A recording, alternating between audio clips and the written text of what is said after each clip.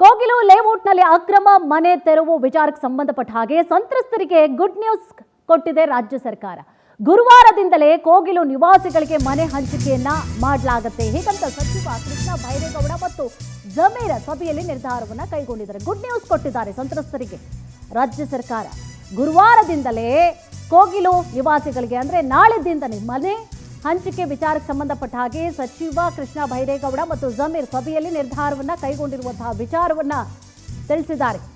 ಅಕ್ರಮ ಮನೆ ತೆರವು ವಿಚಾರಕ್ಕೆ ಸಂಬಂಧಪಟ್ಟ ಹಾಗೆ ಸಂತ್ರಸ್ತರಿಗೆ ಗುಡ್ ನ್ಯೂಸ್ ಕೊಟ್ಟಿದೆ ರಾಜ್ಯ ಸರ್ಕಾರ. ಗುರುವಾರದಿಂದಲೇ ಮನೆ ಹಂಚಿಕೆಗೆ ನಿರ್ಧಾರವನ್ನ ಕೈಗೊಳ್ಳಲಾಗಿದೆ ಅನ್ನುವಂತಹ ವಿಚಾರವನ್ನ ಜಮೀರ್ ಕೃಷ್ಣ ಬೈರೇಗೌಡ ನಿರ್ಧಾರವನ್ನ ಮಾಡಿರುವಂತಹ ವಿಚಾರವನ್ನ ತಿಳಿಸಲಾಗಿದೆ.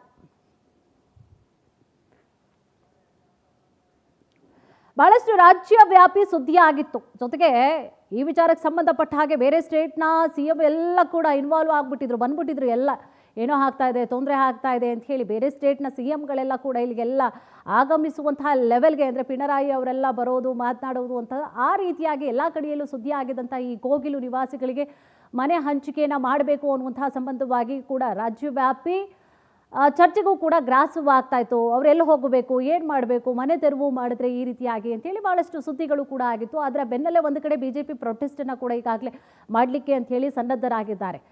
ಸೊ ಅಕ್ರಮವಾಗಿ ಅಲ್ಲಿ ಯಾರು ನೆಲೆಸಿದ್ದಾರೆ ಅವ್ರಿಗೇನಾದರೂ ಅಕಸ್ಮಾತ್ ಮನೆಗಳನ್ನು ಕೊಟ್ಟರೆ ನಾವು ಬಿಡೋದಿಲ್ಲ ಅಂತ ಹೇಳಿ ಒಂದು ಕಡೆ.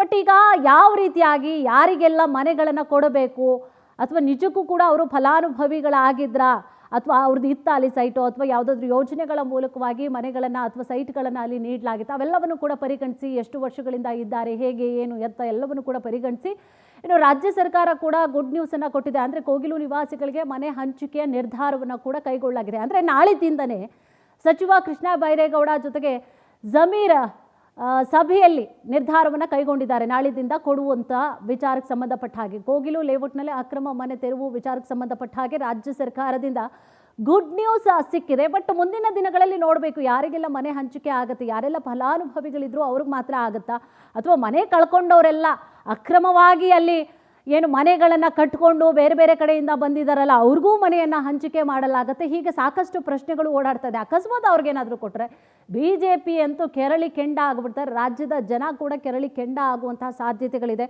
ಜೊತೆಗೆ ಇದು ಮತ್ತಷ್ಟು ಕೂಡ ಕಾವನ್ನು ಪಡೆದುಕೊಳ್ಳುವಂತಹ ಸಾಧ್ಯತೆಗಳು ಕೂಡ ಇದೆ.